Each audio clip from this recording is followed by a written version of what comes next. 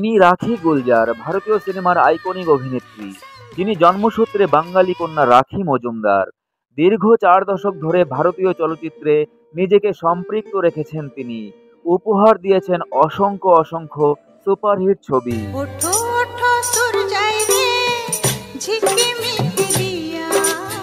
তার এই অভিনয় জীবনে মিলেছে 3 বার ফিল্মফেয়ার অ্যাওয়ার্ড, 2 বার জাতীয় চলচ্চিত্র পুরস্কার।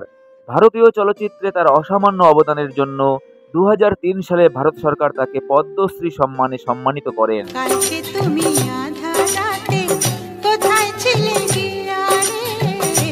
ভারতীয় চলচ্চিত্রের এই জনপ্রিয় অভিনেত্রী কিংবদন্তি সিঙ্গার কিশোর কুমারের সাথে একটি গানে কণ্ঠ দিয়েছিলেন একটি হিন্দি সিনেমায়। আজকে সেটাই থাকছে এই ভিডিওতে। সাথে জানবো রাখি গুলজারের জীবনের কিছু অজানা তথ্য।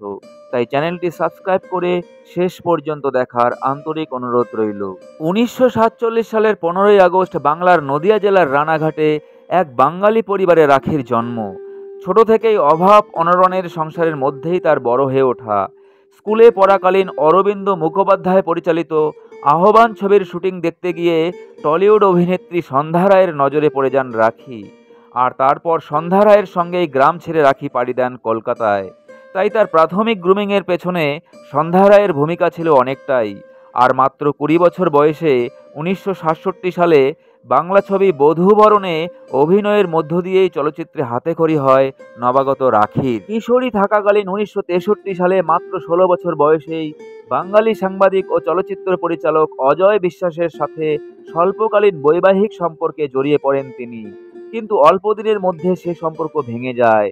এরপর 1973 সালে তিনি প্রখ্যাত ভারতীয় চলচ্চিত্র পরিচালক, কবি ও গীতিকার গুলজারের সাথে বৈবাহিক সম্পর্ক স্থাপন করেন দ্বিতীয়বারের মতো। আর তার প্রেক্ষিতেই তিনি পরিচিতি লাভ করেন রাখি গুলজার নামে।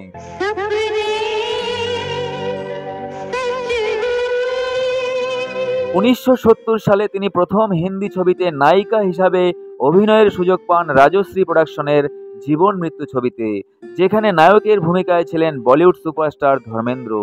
এরপর একে একে 1971 সালে শর্মিলী, লাল পাথর, পরশ ছবিতে অভিনয় করেন তিনি। আর 3টি ছবি ব্যাপক জনপ্রিয়তা পায়। এরপর আর তাকে পিছনে ফিরে তাকাতে হয়নি। হিন্দি চলচ্চিত্রের প্রথম সারির নায়িকা হিসাবে নিজেকে অন্তর্ভুক্ত করে ফেলেন রাখি। এরপর তালিকায় যোগ হতে থাকে একের পর এক সফল সুপারহিট ছবি।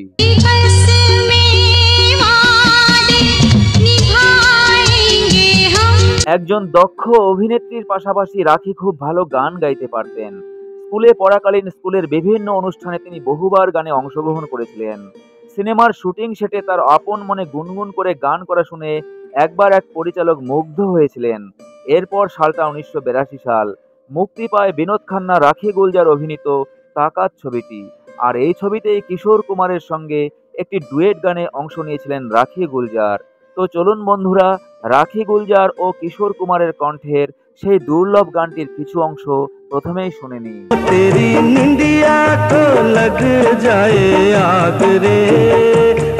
গানটি লিখেছিলেন আনন্দ বক্সী।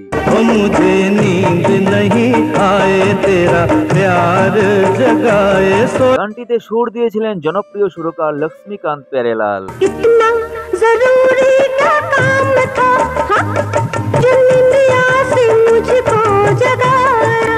গানটিতে কণ্ঠ দিয়েছিলেন রাখি গুলজার ও কিশোর কুমার।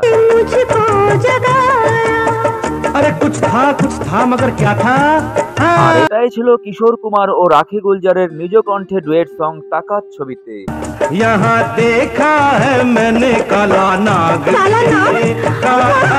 বড় আবেগ দিয়েই রাখি গুলজার গানটি গেয়েছিলেন।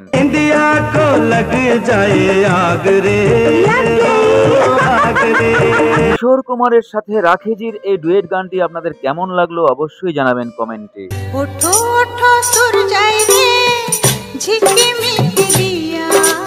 বর্ষিয়ান এই অভিনেত্রীকে আমার শ্রদ্ধা জানিয়ে তার সুস্থতা কামনা করে শেষ করছি আজকের ভিডিও। কালকে তুমি আধা রাতে কোথায় ছিলে গিয়া রে?